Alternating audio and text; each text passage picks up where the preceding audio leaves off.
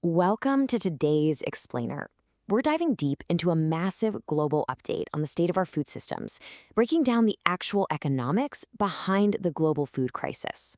Specifically, we're going to unpack why 2.7 billion people currently cannot afford to eat. We'll be pulling from the latest UN data and on-the-ground reporting to show you exactly how the mechanics of our global food supply are shifting and what all of this means for our future. So let's kick things off with a number that's honestly a bit hard to wrap your head around. Nearly 2.7 billion people globally. We are talking about roughly one-third of the entire human population who simply cannot afford a healthy diet today. And we need to be clear here, this isn't just about feeling a little hungry. This is about a systemic inability to purchase the basic essential nutrients required for human health and development. Which naturally leads us to a pretty glaring question, right? We are living in an era of absolute, unprecedented technological innovation in farming, so why in the world is basic nutritious food still completely out of reach for a third of humanity? The economics of food access are fundamentally breaking down for billions, and to really understand the scale of this, we first have to look at how we even define and measure this affordability crisis. Well, to make sense of the economics here, we have to look at what experts call a healthy diet basket. According to the UN and the World Bank, this is essentially the lowest cost combination of locally available foods that meets a person's daily energy needs, so about 2,330 calories, and provides all those essential nutrients. Globally, the average cost of this basket has risen to $4.28 per person per day. Now, that price tag might not sound like much to some of us, but in many parts of the developing world, it's a daily economic hurdle that is simply impossible to clear.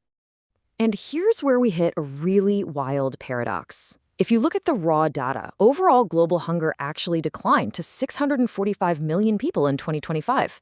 That's a noticeable drop from the pandemic peaks. Yet, while fewer people are technically starving, the cost of a healthy diet just continues to aggressively climb. People's incomes simply aren't keeping pace with the rising costs of nutrient-dense foods. So what happens? Families are forced to abandon things like dairy, fresh fruits, and vegetables for much cheaper, calorie-dense staples. Stuff that fills stomachs for sure, but lacks real nutritional value. Geographically, this dynamic has triggered a massive, historic shift.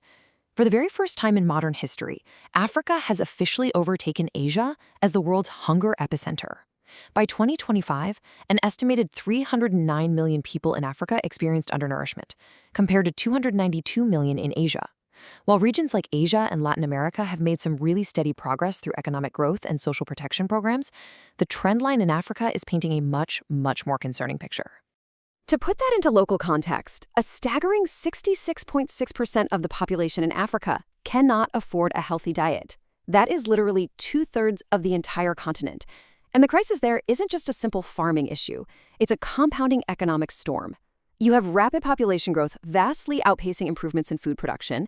Then you throw in severe climate shocks like prolonged droughts and completely unpredictable rainfall, top it off with persistent food price inflation, and you've got a structural crisis that is incredibly difficult to untangle. Now, the real economic driver behind these insane prices is probably going to surprise you. When most of us think of food costs, we immediately picture the farmer. But the data shows that 70 to 75% of what consumers actually pay comes from post-farm gate activities. We're talking logistics, cold chain storage, processing, transport, and wholesale markups. The actual farming itself, that only accounts for about 25% of the final cost. So when infrastructure is weak, like having poor rural roads or zero refrigeration, food spoils, supply drops, and consumer prices just skyrocket before the food ever even reaches a plate. And as you might guess, these underlying supply chain costs don't exist in a vacuum. They're being heavily multiplied by global geopolitical events. Take the conflicts in the Middle East, specifically the Red Sea shipping disruptions. These have severely delayed imports and caused maritime insurance premiums to absolutely spike. It creates this rapid domino effect. Higher shipping costs mean higher fuel prices globally. Higher fuel prices mean way more expensive fertilizer. And all of those increased input costs, they get passed directly onto the consumer, inflating the cost of that daily healthy diet basket even further. For import-dependent nations, particularly in the Greater Horn of Africa, this kind of economic bottleneck is literally a matter of survival. Listen to these numbers. Wheat accounts for roughly 67% of total cereal consumption in Djibouti, 38% in Sudan, and 24% across Ethiopia, Kenya, and Somalia. When maritime traffic through the Red Sea gets disrupted, it's not just an inconvenience. It directly threatens the daily survival of tens of millions of people who rely almost entirely on these imported staples just to live. To make matters even more complicated, compounding these massive global market shocks are sweeping, abrupt cuts to foreign aid budgets from major donors like the United States. The logistical outcomes on the ground are immediate and they are stark. As budgets shrink under new policies, vital programs are being halted midstream. In places like Afghanistan, which is facing an unprecedented hunger emergency this winter, food parcels and cash assistance have completely dried up. We're seeing laborers moving whatever limited supplies are left, but humanitarian organizations simply do not have the funds to reach the millions in need. These massive funding reductions are fundamentally changing the entire playbook on how the world fights hunger. Over the last decade, there was a really strategic shift away from just handing out bags of grain, short-term emergency aid, toward long-term resilience building. These programs focused on strengthening local markets, integrating climate adaptation, and supporting agricultural research. But with the recent budget slashes, a lot of these long-term resilience programs were abruptly canceled, forcing a reactive pivot right back to relying solely on completely stretched short-term emergency relief. The real-world impacts of these aid shifts are just immediate and stark. In Sudan, a country currently facing famine conditions, 80% of community kitchens have completely shuttered due to funding cuts. In Kenya's refugee camps, food rations have been slashed down to just 20% of their original allocations, which has led to protests and documented starvation. And in Somalia, the World Food Programme is facing massive funding shortfalls that are forcing them to slash the number of people they serve from 2.2 million down to just over 600,000. But here's the catch. To actually fix these fast-moving, localized crises, you need highly accurate monitoring, and we are facing a massive problem here. Fewer countries are providing reliable data. Ethiopia, for example, a country where up to 15.9 million people require urgent food assistance, was entirely excluded from the 2026 Global Food Crisis Report. Why? Because of severe data collection gaps, lack of funding, and restricted access. We are developing what experts call a data black hole, right in the exact places where the crisis is hitting hardest. There's a quote from WFP's Jean-Martin Bauer that just hits the nail on the head here. You can't stop hunger if you can't see it coming.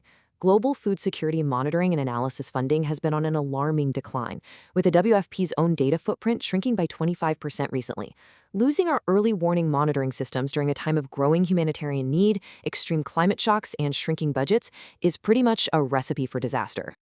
So how do we combat this data blackout? Well, this is where some truly incredible tech steps up.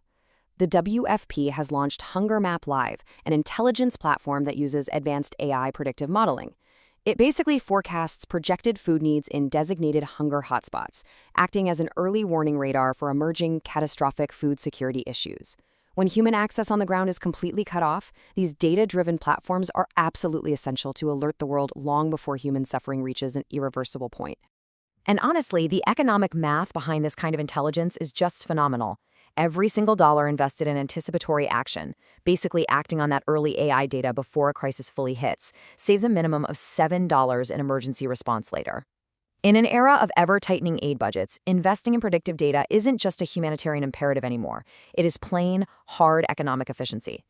Beyond just gathering better data and using AI, there's a massive structural piece to this puzzle: government agricultural subsidies.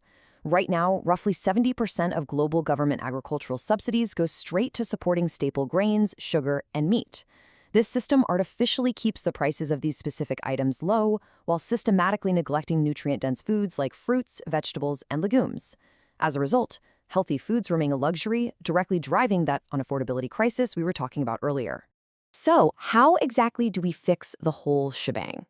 Experts are pointing to a really clear three-part framework to build resilient food systems. First up, we absolutely must repurpose those agricultural subsidies toward nutrient-rich foods to get their market costs down. Second, we have to invest heavily in midstream supply chain infrastructure, things like cold chains and rural roads, to stop post-harvest rot and slash that massive 75% logistics markup. And third, we need to expand these predictive AI data networks so we can actually see crises coming and act early. Because if we don't make these structural economic shifts, the outlook just isn't great. Current projections that model the ongoing economic and conflict-driven disruptions show that we're going to fall severely short of the UN's 2030 zero hunger goal. Without immediate reform, over 500 million people could still be facing chronic hunger by the end of the decade, with the vast majority of that burden falling right onto the African continent. Which leaves us with one incredibly pressing question to chew on today. As climate extremes and economic shocks essentially become the new normal, can we fundamentally reform the economics of our global food supply? Can our global leaders shift away from just handing out reactive emergency relief and actually build real, structural, long-term economic resilience before the next inevitable crisis hits? Because right now, the numbers are telling us that the current system simply cannot sustain us. If you found this update helpful, please hit the like button and share this video with fellow members. For more deep dives into the latest environmental regulations and industrial news, subscribe to our channel and turn on notifications. See you in the next one.